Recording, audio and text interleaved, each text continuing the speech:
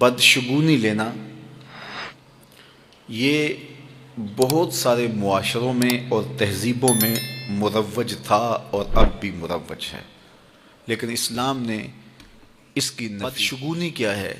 کسی دن کو، کسی جگہ کو، کسی شخص کو منحوس خیال کرنا۔ لوگ جانوروں کے بولنے سے بدشگونی لیتے ہیں کہ الو بول پڑا ہے تو یہ کام ہم نے نہیں کرنا، بلی نے راستہ کاٹ دیا ہے تو یہ کام ہم نے نہیں کرنا۔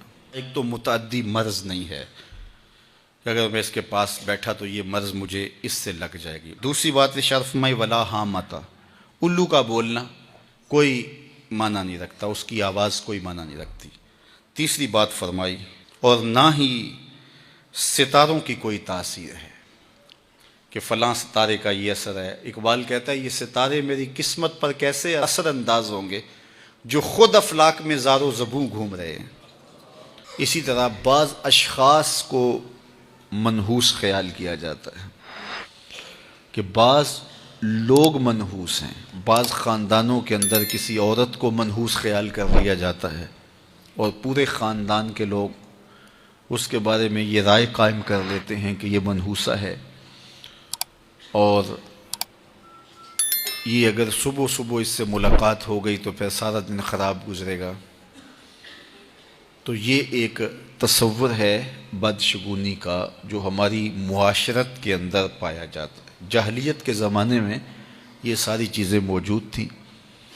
آقا کریم علیہ السلام تشریف لائے تو آقا کریم علیہ السلام نے ان ساری چیزوں کی نفی کی اور اللہ پر توکل کرنا، اللہ پر بھروسہ کرنا سکھایا۔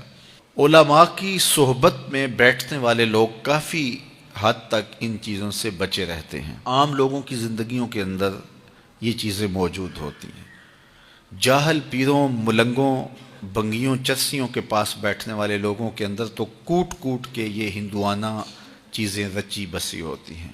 اس لیے ہمیں شریعت بیضاء کے مطابق ہی اپنی زندگی گزارنی چاہیے اور اپنے نظریات شریعت سے ہی لینے چاہیے۔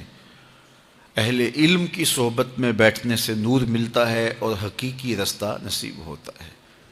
تو کسی کو منحوس قرار دے دینا ہمارا اپنا وسوسہ باطن ہوتا ہے۔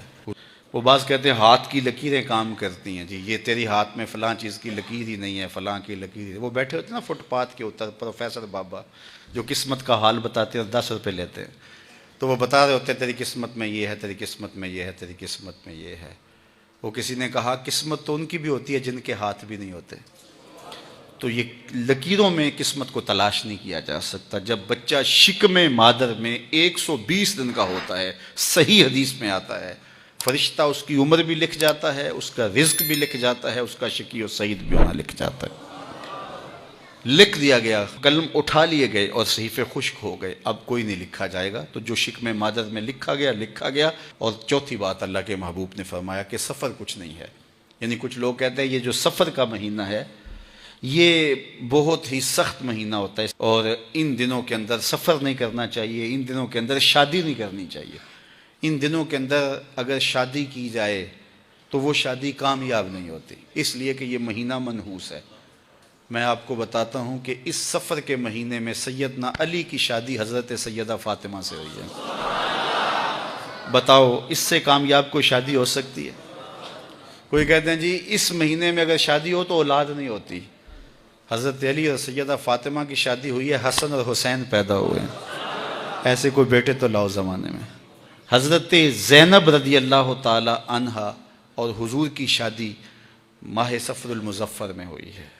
اس لیے ہمارے علماء اس کو خالی سفر کا مہینہ بولنے کے بجائے صفر الخیر یا صفر المظفر کے نام سے پکارتے ہیں، یعنی کامیابی کا مہینہ، خیر کا مہینہ۔ تو یہ محض لوگوں کی اختراعات ہیں۔ تو جس طرح باقی مہینوں میں شادی کرنے میں کوئی حرج نہیں، تو سفر کے مہینے میں بھی شادی کرنے میں کوئی حرج نہیں۔ آقا کریم نے فرمایا یہ بدشگونی لینا یہ شرک ہے، اللہ کے توکل کے منافی بات ہے۔ اس لیے جاہل لوگوں کا کام ہے کہ لوگوں کو اوہام میں، وسوسوں میں مبتلا رکھیں، ضعیف الاعتقادی قائم رہے تاکہ کچھ لوگوں کا کام چلتا رہے، لیکن اللہ کے محبوب جو دین لے کر آئے اس میں اس کو علامت شرک بتایا گیا. یہ جو بدشگونی ہے یہ فرمایا تمہارے اندر کا وسوسہ ہے، اور جب کوئی بندہ اندر سے ضعیف الاعتقاد ہوتا ہے تو پھر یہ چیزیں اسے پیش آتی رہتی ہیں، اس کو یہ سمجھتا ہے ہاں اسی وجہ سے ہو رہا ہے.